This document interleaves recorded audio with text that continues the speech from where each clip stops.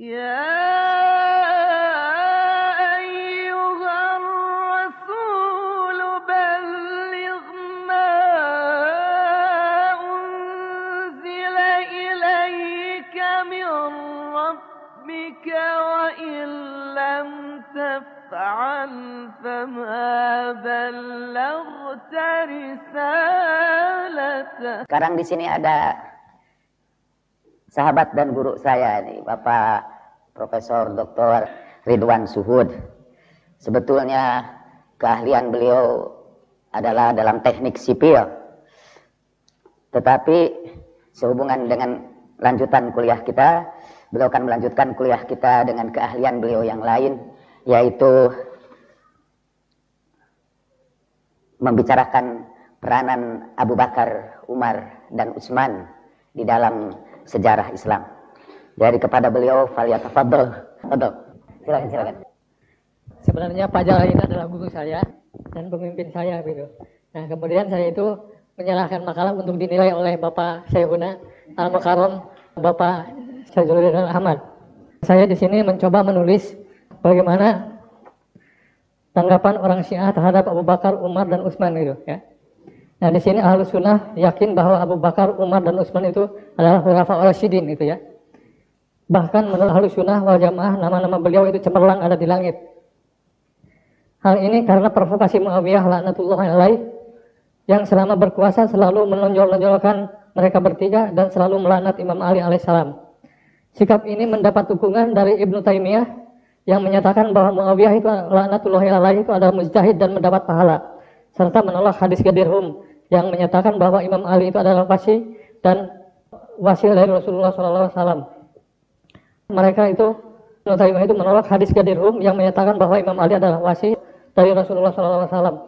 Provokasi Muawiyah ini diteruskan oleh penguasa-penguasa Bani Umayyah selama kurang lebih 90 tahun dan diteruskan lagi oleh penguasa-penguasa Ibnu Bani Abbas selama kurang lebih 500 tahun.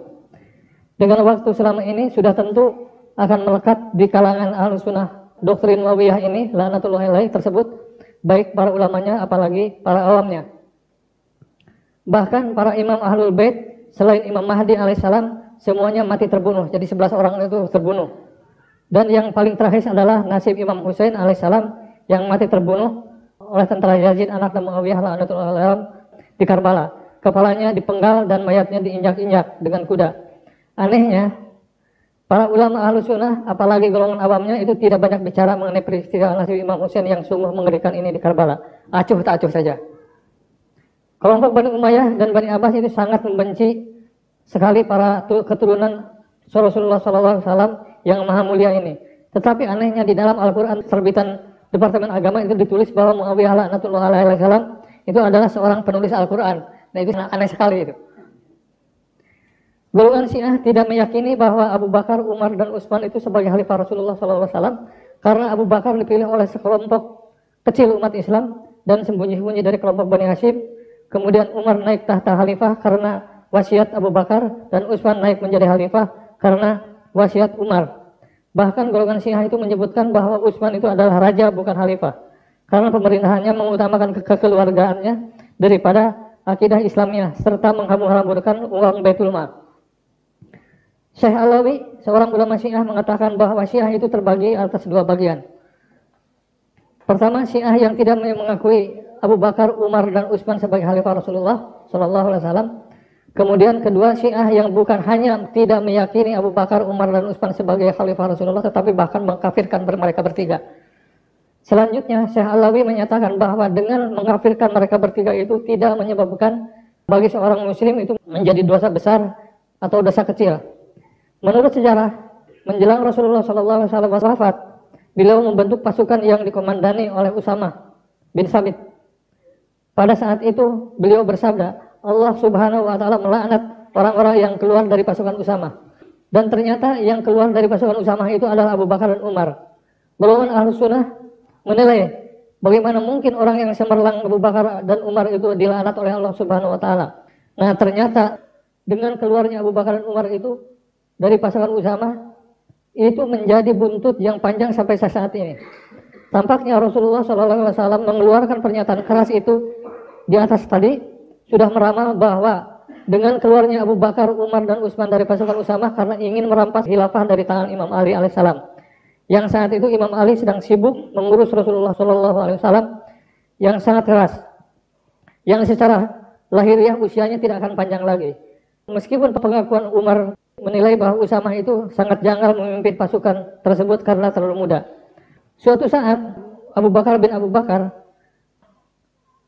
mengirim surat kepada Muawiyah laknatullahi alaih yang intinya sebagai berikut. Hei Muawiyah, orang yang sesat, berani-beraninya kamu menentang Ali dan merampas khilafahnya. Kamu itu tidak mungkin dapat menandingi Ali dalam segala hal. Betapa besar jasa Ali terhadap Islam dan bagaimana ketulusannya hatinya membela Rasulullah SAW dengan segala hal. Di samping itu, Imam Ali alaihissalam adalah pewaris dan wasir dari Rasulullah SAW. Sedangkan kamu adalah orang yang terkutuk. Semua pengikut-pengikutmu adalah orang yang munafik. Kamu tidak punya harapan akan mendapat pertolongan dari Allah Subhanahu wa taala karena kelicikanmu.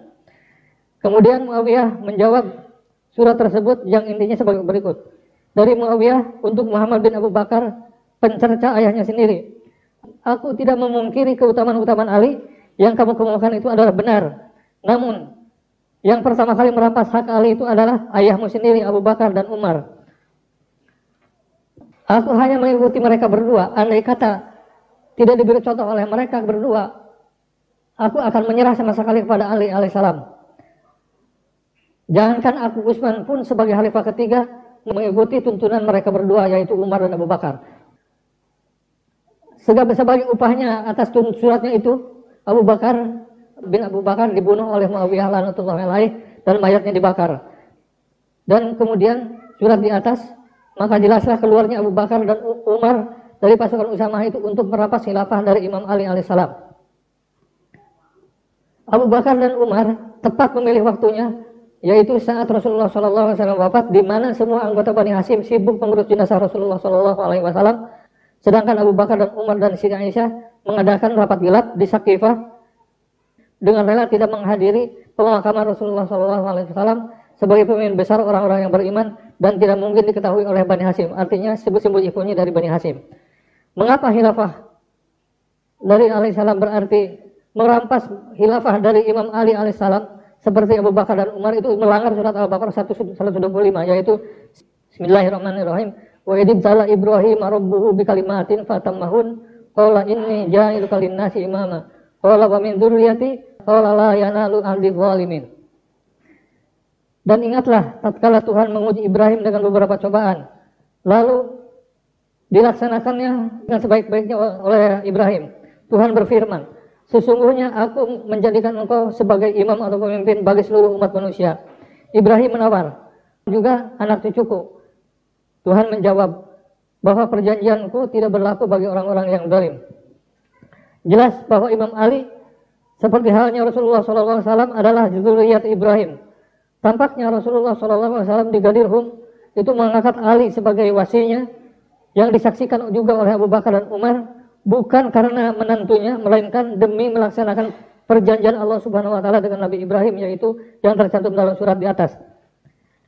Kemudian diperkuat dengan hadis yang menyatakan bahwa barang siapa yang membenci Ali sama halnya dengan membenciku, barang siapa yang memusuhi Ali sama dengan memusuhiku, dan siapa yang memerangi Ali sama dengan memerangiku. Dan orang yang memerangiku adalah orang-orang yang munafik. Tampaknya golongan Syiah mengkafirkan Abu Bakar, Umar, dan Utsman karena mereka telah dengan sengaja melanggar ayat Quran tadi di atas, dan mustahil mereka bertiga itu tidak mengerti ayat tersebut. Apabila golongan Syiah bersikap seperti itu, karena dewasa ini kita sebagai umat Islam, apakah golongan Syiah yang bersikap seperti itu, apakah kita dewasa ini umat Islam wajar dan pantas mencemoohkan golongan Syiah yang demikian kuat argumentasinya menyalahkan Abu Bakar, Umar, dan Utsman karena mereka nyata-nyata melanggar Al-Quran yang merupakan perjanjian Allah Subhanahu wa taala dengan Nabi Ibrahim, dan mereka melanggar hadis yang Rasulullah SAW ucapkan tadi? Ataukah kita mengikuti golongan Ahlus Sunnah yang memandang mereka bertiga cemerlang di langit karena pengaruh doktrin Muawiyah laknatullahi alaih? Wassalamualaikum warahmatullahi wabarakatuh. Bagaimana? Silakan, saya itu untuk serahkan ini kepada Ustadz Jalal untuk dinilai gitu. Nah begitu hasil penelitian saya gitu. Alhamdulillah kita mendapat kehormatan dari beliau.